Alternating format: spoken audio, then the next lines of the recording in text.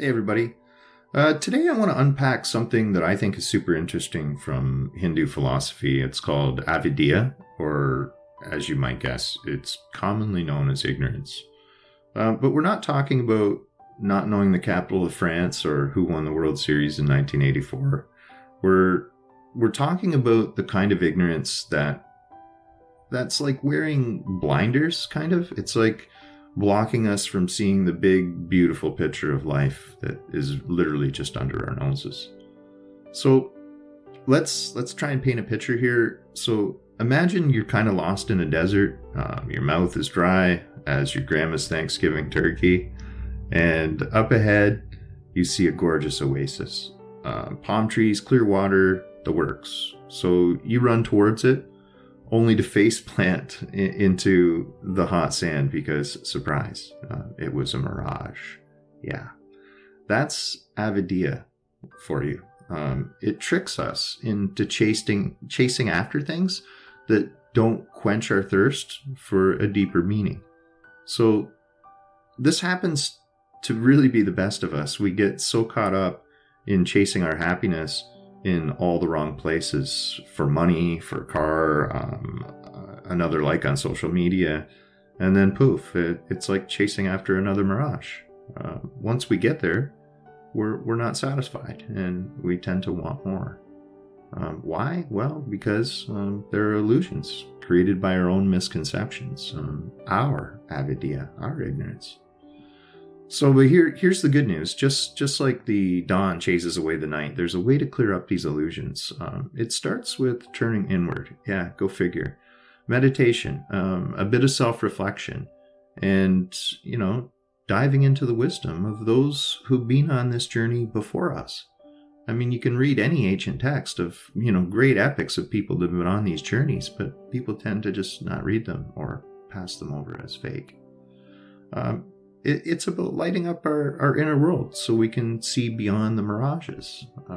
So imagine, as you sit in quiet contemplation or soak in the words of ancient wisdom, you start to notice the sun rising on your own inner desert. Slowly but surely, the illusions do begin to evaporate, revealing lush, vibrant oasis of truth that was right there with you the whole time. I mean, the truth isn't always joyful and glorious, and sometimes there is some suffering in it, but it's truth. It's actual truth. And guess what? I mean, on this journey, it's pretty awesome to have a guide. So someone who navigated their own deserts and can help point out the mirages from the real deal. So I'm talking about a spiritual teacher, a guru, a mentor, whatever that might be. It can even be an individual with no body, whatever you want to call them. They're like your personal compass in the desert of ignorance, helping you stay on track towards, eventually your enlightenment.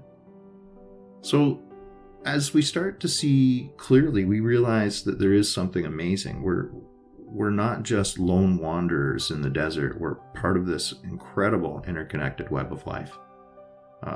That sense of separation that you feel, it's all smoke and mirrors. That's all it is. It's an illusion. We're all drops in the same ocean, waves on the same sea. It's an illusion. So how do we kickstart, this epic road trip out of the desert of Avidya?